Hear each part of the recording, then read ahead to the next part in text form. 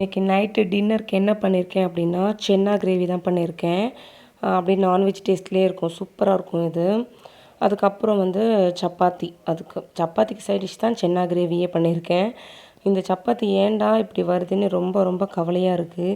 ஏன்னா அதை சுற்றி பாருங்களேன். நானும் வந்து கரெக்டாக தான் மாவு பிசைஞ்சிலாம் பண்ணுறேன்.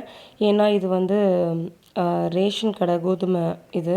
சரி ஒரு வாட்டி ட்ரை பண்ணலாமே சொல்லிட்டு இதில் நாங்கள் க்ளீன் பண்ணி அரைச்சி வச்சு யூஸ் பண்ணுறேன்.